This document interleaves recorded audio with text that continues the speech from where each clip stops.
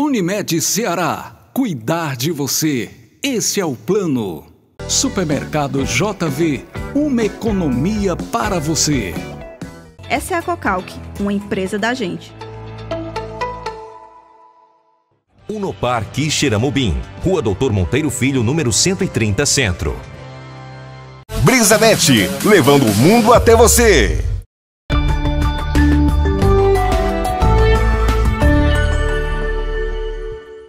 Meus amigos, a pauta agora é o curso de Direito da Unopar, aqui em Quixeramobim. Eu recebo, mais uma vez, com muita satisfação aqui no estúdio, o Dr. Marcos Vinícius, é coordenador do curso de Direito da Unopar, para a gente falar sobre as novidades do curso de Direito da Unopar aqui na nossa região e também trazer todas as novidades da Unopar e de seus cursos aqui na região do Sertão Central. Doutor, seja muito bem-vindo aqui ao nosso programa mais uma vez. Muito obrigado por nos atender. Bom dia, tudo bem? Bom dia, tudo bem? Muito obrigado pelo espaço, pelo carinho, cumprimentar a nossa audiência qualificada que nos prestigia nesse momento e também aproveitar o ensejo para parabenizar a todos os fortalezenses, não é? A nossa capital alencarina, de José de Alencar, Terra da Luz. Então, nossos parabéns a mais um ano de vida da nossa querida cidade, da nossa querida capital.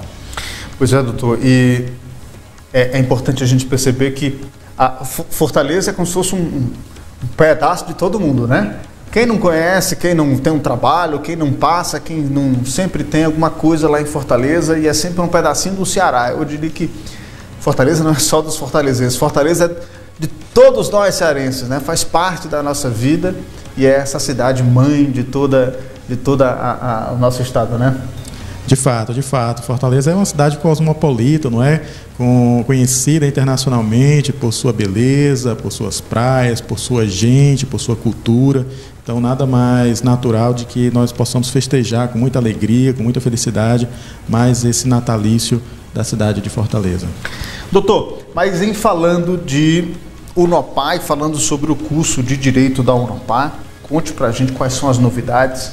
E, inclusive, a Unopar está na campanha, aí, portanto, do vestibular do curso de Direito. Traga as novidades para a gente. Perfeito, e até pegando um gancho, né, a gente lembra que no passado as pessoas buscavam o curso de Direito, elas tinham que se deslocar para Fortaleza, para a capital, e agora a gente tem pertinho de vocês aqui a comodidade de ter um curso de qualidade, um curso que é conhecido e reconhecido pelo MEC. Nós já estamos com a nossa segunda turma em funcionamento, não é? Então, o curso está a todo vapor, nós temos uma aprovação muito interessante dos nossos alunos e também do Ministério da Educação. Nós obtivemos aí uma nota 4, cujo máximo é 5, então somos reconhecidos aí como uma instituição de qualidade, não é? Quem já conhece, por exemplo, o Colégio o Censo, sabe da dedicação dos seus profissionais, do Alexandre, e obviamente que isso também é algo que a Unopar busca na questão do ensino e qualidade dos professores e também repassando isso para os alunos, não é? Nós fizemos uma campanha bacana da última vez que estivemos aqui, onde nós tínhamos uma oferta especial para os 10 primeiros alunos, não é, que entrassem em contato conosco. Aquela situação foi muito interessante, porque rapidamente a gente conseguiu colocar esses alunos conosco. Então, a gente está tendo aulas remotas, não é? Essas aulas acontecem ao vivo, em que os alunos podem interagir com os professores, tirar dúvidas. Os professores utilizam a tecnologia, por exemplo, para fazer ali apontamentos de artigos. Isso facilita, não é, identificar, compreender mapas mentais, utilização de vídeos, podcasts. Então, a tecnologia ela também ajuda nesse sentido, não é? Demais, demais. E sobretudo nesse momento que nós estamos vivendo, porque assim, de todo modo, o curso é presencial, mas no momento a gente está tudo no remoto, né? Mas isso não quer dizer que o curso não vai deixar de ser, ter a excelência que tem lá na Unopar. Doutor, hoje em dia o direito ele tornou-se cada vez mais, e sobretudo nesse momento de pandemia, fundamental para decisões importantes. Nesse momento que a gente está vivendo, todo dia nós somos surpreendidos por decisões jurídicas, por medidas jurídicas que são adotadas, e a gente fica vendo que realmente como esse serviço e como o direito ele é fundamental para o regramento das nossas vidas, né? A gente conversava na última vez que o senhor esteve aqui que a gente sabe de qual o nome dos ministros do Supremo Tribunal Federal e não sabe da seleção brasileira, ou seja, o direito tornou-se parte cada vez mais forte, já era, e agora nesse advento da tecnologia tornou-se cada vez mais forte. A que o senhor atribui essa, vamos dizer assim, esse interesse, ou esse boom, esse crescimento desse momento de tecnologia, dos conhecimentos jurídicos, né, dessa busca pelo conhecimento jurídico? De fato, é uma situação muito interessante que você coloca aqui, e só fazer um parêntese, não é? De fato, a gente está nesse momento trabalhando com aulas remotas por conta da pandemia, todos nós estamos tendo que nos adaptar a esse novo normal, mas de fato o curso ele é presencial, então logo nós possamos estar juntos, não é, em sala de aula, nós estaremos. E é interessante porque a tecnologia ela tem ajudado não apenas o ensino, mas o próprio Poder Judiciário, né? As demandas elas são realizadas, né, os processos em sua maioria, pela via eletrônica, e isso facilita, porque se não fosse isso, como é que a gente poderia estar prestando um serviço à sociedade nesse momento, não é?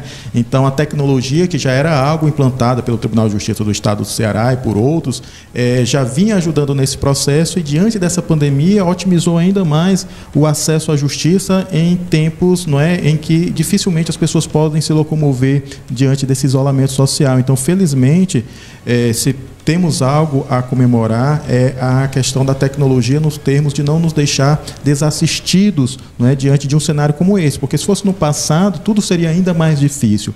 Mas respondendo à sua pergunta, não é, a sociedade cada vez mais na era da tecnologia, na era da informação, ela tem debatido e discutido questões que outrora a sociedade muitas vezes dizia, não, mas isso é questão política, eu não vou discutir, isso é questão jurídica, eu não vou discutir. Havia até onde dizer, não é, que futebol, religião e questões políticas, jurídicas não se discutem, mas hoje não. Hoje a gente percebe que as pessoas discutem muito isso, né?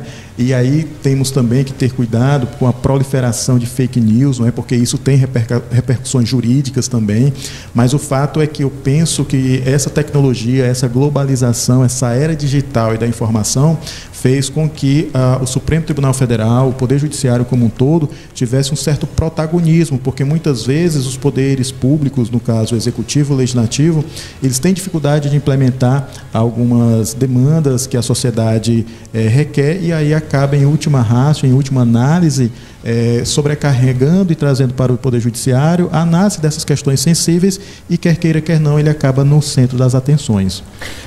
Sobretudo nesse momento de pandemia que nós estamos vivendo, doutor, e aí a gente vai falando sobre o direito e a importância dele para a mediação dos conflitos da nossa vida, né, hoje em dia. Falando assim, a caráter realmente mais amplo e nacional, nós tivemos essa medida recentemente do ministro do Supremo Tribunal Federal, Luiz Roberto Barroso, em que ele, digamos, de certa forma, manda o presidente do Senado abrir a CPI, porque cumpre todos os ritos necessários, administrativos, de assinaturas, e o regimento do Senado é atendido para o cumprimento e a abertura da CPI. Ou seja, o Supremo sendo mediador de um conflito que acaba sendo do Legislativo. Depois nós temos também a decisão do Supremo Tribunal Federal, em que dá autonomia aos municípios e estados para tomarem as medidas que forem necessárias e que os municípios e os estados acharem necessárias para o controle da pandemia. E tantas outras atividades. Ontem mesmo, por exemplo, a ministra Rosa Weber, ela teve que intervir no decreto de armas do presidente da República, que já entraria em vigor hoje, que autorizaria não sei quantas armas, as pessoas comprarem armas, enfim, um negócio assim, ou seja, o judiciário está sempre no centro das grandes questões e, sobretudo nesse momento, tornou-se cada vez mais frequente.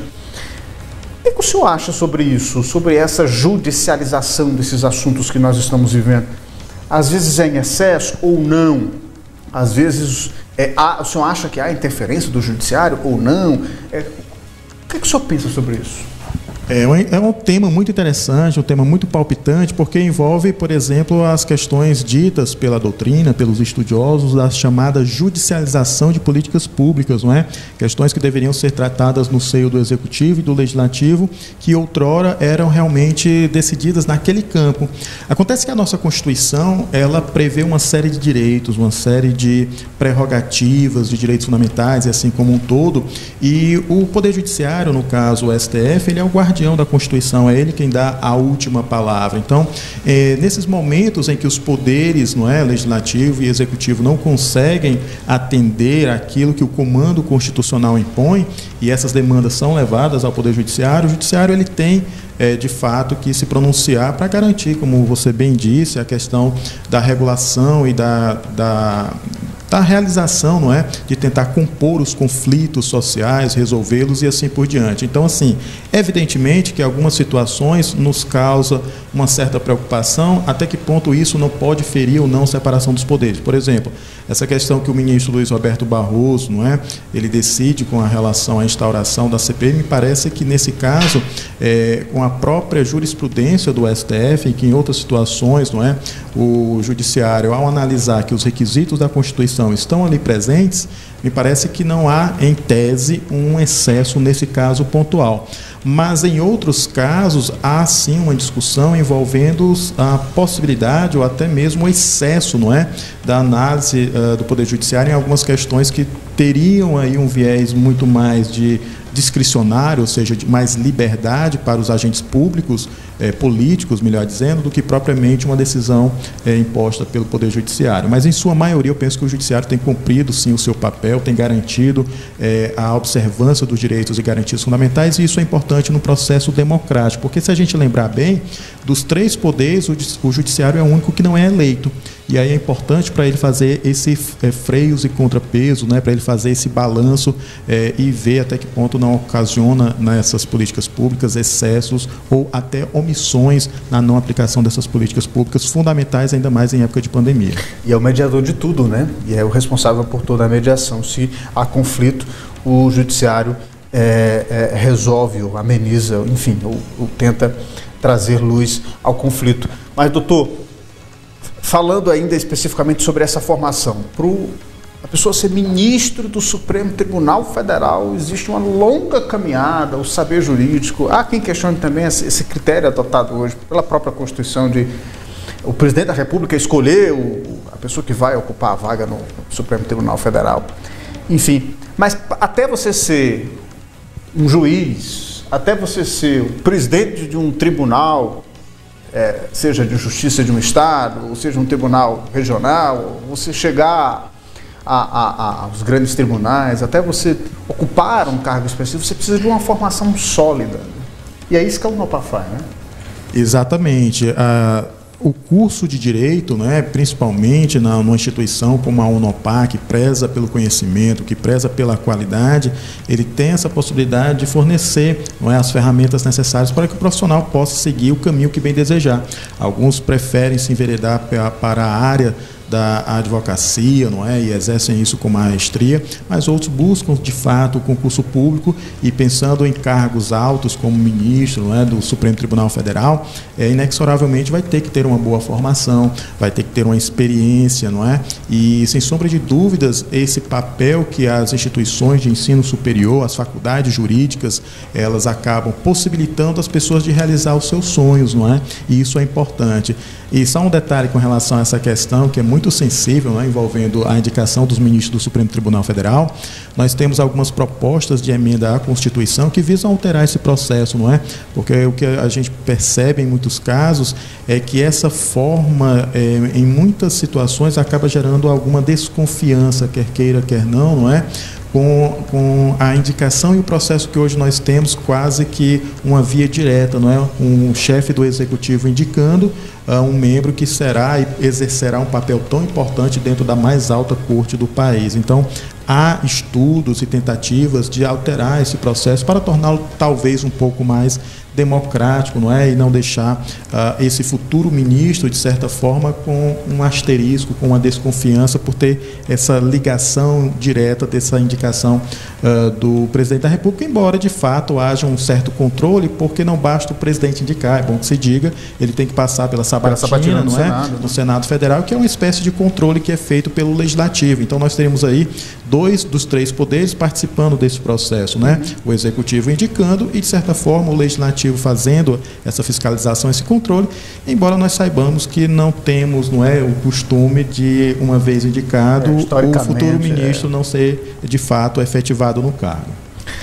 Enfim, são assuntos muito interessantes para fazer a leitura e o desdobramento. Se a gente fosse conversar aqui, a gente ia conversar muito mais, mas eu tenho certeza que esse pequeno papo que a gente teve aqui no programa pode ter tocado você de repente a conhecer mais, a se interessar mais, a, sei lá, pesquisar mais. Se você ouviu essa nossa conversa, foi pelo menos no Google botar quantos ministros do Supremo Tribunal Federal tem, valeu nossa conversa aqui. Já valeu a pena, com certeza. Inclusive, eu quero aqui registrar e parabenizar, porque sempre que eu venho aqui, não é, sempre com temas atuais, relevantes, e eu quero dizer que o curso de Direito está à disposição para sempre que precisarem a gente possa debater pautas polêmicas, urgentes, envolvendo direito do consumidor, enfim, de interesse geral, porque é uma política da própria instituição dar esse retorno à sociedade. Inclusive, vocês que têm interesse no curso e conhecer um pouco mais, em breve, em maio, nós faremos também eventos abertos ao público. Nós faremos júris simulados, né? O professor Roberto Ney, que é defensor público, está organizando aí um júri interdisciplinar e literário, envolvendo um clássico da literatura, Dona Guidinha do Poço. Então, nós temos aí essa veia de interdisciplinaridade. Será que a mulher mandou matar o marido mesmo ou não mandou? E isso, alunos do primeiro semestre vão estar protagonizando. Então, para vocês verem que desde o início do curso a gente tem um zelo não apenas pela parte teórica, mas prática também. A gente também terá momentos em que os nossos alunos do segundo semestre vão discutir, por exemplo, a questão da vacinação. Até que ponto o indivíduo ele pode alegar uma pretensa liberdade de consciência para se recusar a se vacinar. É um tema polêmico, é um tema atual. Há casos nesse sentido no próprio Supremo Tribunal Federal, na Corte dos Estados Unidos. Então, são temas que a gente sempre busca, não é? Trazer para que a nossa comunidade acadêmica discuta e, obviamente, chamar a comunidade, a sociedade para conhecer, para discutir e para se informar um pouco mais, não é? Às vezes pode parecer muito difícil de entender, mas se você for ler, ouvir, escutar, acompanhar, vai em cima, vai embaixo, se antenar, lê muita notícia também, porque hoje em dia, se você for num jornal desse, se você for num site como esse de informação, você vai ver muita informação que tem a ver com o mundo jurídico, a decisão daqui, a decisão daquela, ministro que fez isso, ministro que fez aquilo. Então você vai ter que aprender de qualquer forma, de todo modo, enfim. Mas se você se sentiu tocado por isso, procure. Agora vamos falar sobre o serviço em si, doutor. Se eu estou interessado no curso de Direito da Unopar, eu procuro quem? Como é que eu faço? Tem prova de vestibular? Como é que é? Excelente. Nós ainda estamos num período, né? Como eu disse, da última vez a gente fez uma oferta promocional envolvendo as matrículas para os 10 primeiros interessados e foi tão interessante que a gente resolveu reativar, só que agora para os 5 primeiros, tá? Que queiram cursar Direito, queiram conhecer um pouco mais, vocês podem entrar conosco pelo contato 98129-3104, 98129-3104, ou então pela nossa página no Instagram, Unopar Quixeramobim, e vocês vão entrar em contato com os nossos, com o nosso pessoal do comercial, que vão tirar as dúvidas acerca, não é, de mensalidade, matrícula, funcionamento do curso. Devo dizer que quem ainda não é, pretende ingressar nesse semestre, que nós estamos com o conteúdo, não é, à disposição de vocês, nossas aulas são ao vivo, mas a gente deixa tudo gravado, pensando em quem eventualmente possa entrar depois, eventualmente algum aluno tem algum problema de internet, então a gente deixa tudo gravadinho, você vai poder recuperar o conteúdo, temos apostilas, tem todo o acompanhamento dos nossos professores, não é, do nosso pessoal da Unopar, para te dar o suporte necessário para que você possa estar conosco, não é, nessa caminhada, nessa jornada de sucesso. É isso, doutor Marcos Vinícius, muito obrigado por, mais uma vez, estar aqui conosco, compartilhando o conhecimento do senhor. Vamos também propor outros temas para a gente conversar. Acho importante a gente ouvir os profissionais também da área do direito nesse momento e nos ajudar a entender esse momento difícil que nós estamos passando, enfim, em meio a tantos decretos e a tantas situações. Eu acho que a luz do direito era importante para a gente também ajudar a intermediar esses conflitos que nós estamos vivendo nesses dias tão difíceis da pandemia, né? Exatamente, não faltam temas polêmicos, né? Diariamente a gente tem aí relatos de decisões, de decretos, de leis que são palpitantes, que são relevantes, e é interessante a gente ter também profissionais da área jurídica que possam ajudar aos nossos telespectadores, a sociedade como um todo, de compreender melhor, não é, esse juridiquês, essas implicações decorrentes de tantas decisões e normas que nós temos no nosso ordenamento jurídico. Muito bem, doutor, muito obrigado mais uma vez por atender o nosso pedido de estar aqui conosco conversando sobre isso. Bom, se você tiver mais alguma dúvida, é só procurar o Unopar nas plataformas digitais, nas redes sociais, e você tem a equipe de vendas que vai trazer todas as informações necessárias para que você possa fazer a sua inscrição, não só no curso de Direito, mas também em todos os outros cursos e ofertas que a Unopar traz para você, tá?